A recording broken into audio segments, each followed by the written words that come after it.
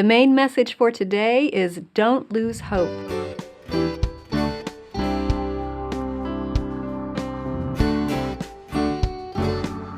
Welcome to the Simply Charlotte Mason podcast. I'm Sonia Schaefer. We have embarked on a tour of ideas and values that form the core of a Charlotte Mason education. When we have these core values clearly embedded in our hearts and minds, we can approach each day of homeschooling with clarity and with confidence. We know why we are doing things this way and why we are not doing things that way.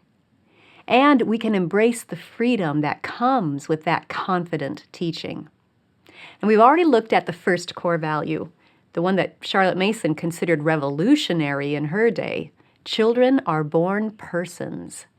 If you haven't yet listened to that episode, I encourage you to do so.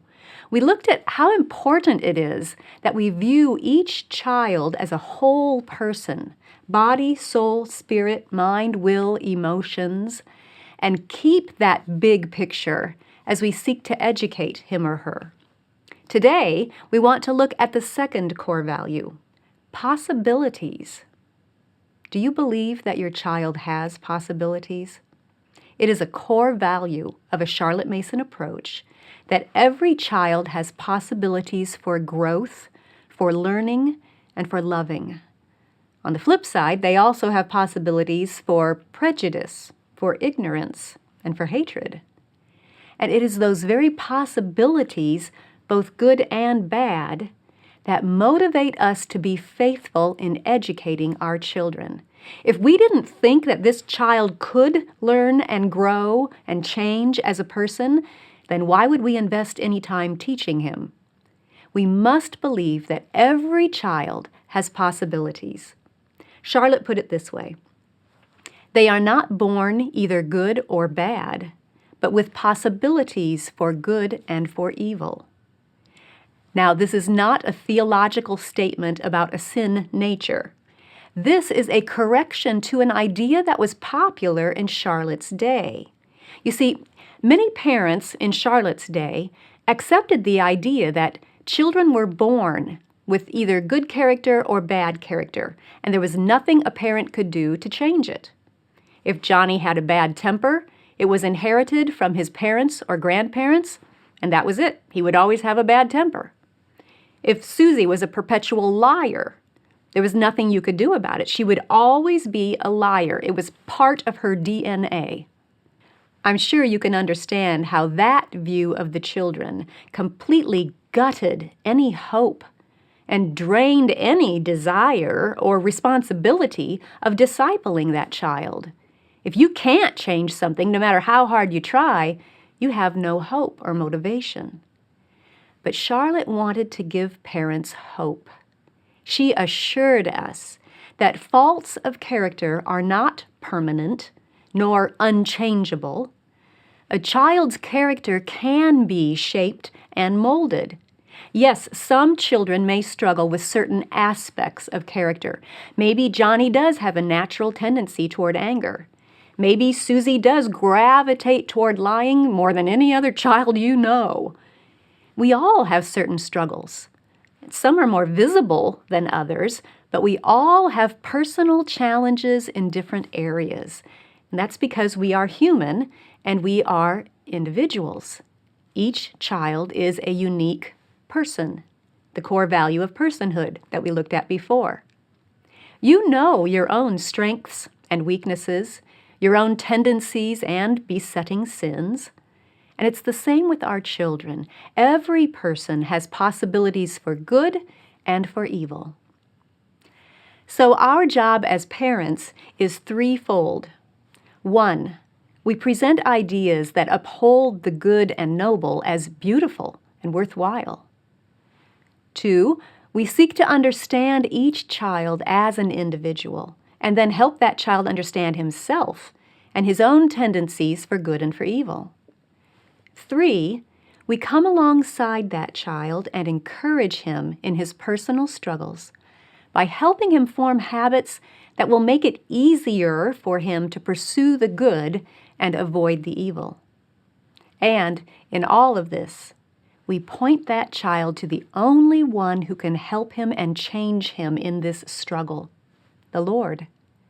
Charlotte said, "The point of view it seems well to take is that all beautiful and noble possibilities are present in varying degree in everyone, but that each person is subject to assault and hindrance in various ways of which he should be aware in order that he may watch and pray." The Story of Charlotte Mason, page 117, and Ourselves, preface. So let me give you 2 applications of this core value. These are not the only applications, of course, but perhaps these 2 will get you started thinking along those lines. First, character is just as important, if not more important, than academic intelligence. You'll notice that we said nothing about a child's aptitude for arithmetic or writing. That's because those skills are not the main reason we educate our children. Character is. When we talk about possibilities, we are talking about the child's character, who he is, not what he can do. Of course, we want our children to learn to read and write and do math, but that perspective of education is too narrow. Not every child has those possibilities. Some children have physical limitations that prohibit them from achieving those skills. But all children have the possibilities of growing in character. So, make sure whatever curriculum you use supports that goal of shaping your child's mind and heart toward what is good and noble. One reason we use living books is because the stories of a person's life reveal that person's character and the consequences for the path that that person chose to take. Simply memorizing a list of dates and achievements, dry facts, doesn't feed that growth in character that we're aiming for. So living books are important for cultivating the possibilities within our children. And as we choose living books, we should not shy away from presenting both personal strengths and weaknesses, a person's unique triumphs and struggles. We want to give our children books that hold up a person's good traits to emulate and flaws to avoid, just as the Bible does. We want books that help our children understand human nature, the good, the bad, and the ugly, without sensationalizing the evil or making it seem attractive or without consequences, but also without sugarcoating the good and painting an unrealistic view of life. You see, good living books do more than just make it easier to remember the story from history. Good living books instruct your child's conscience and motivate his will toward good and noble ends. Good living books help shape your child's character. So make sure the books you are using accomplish those ends. A second application is a word of encouragement.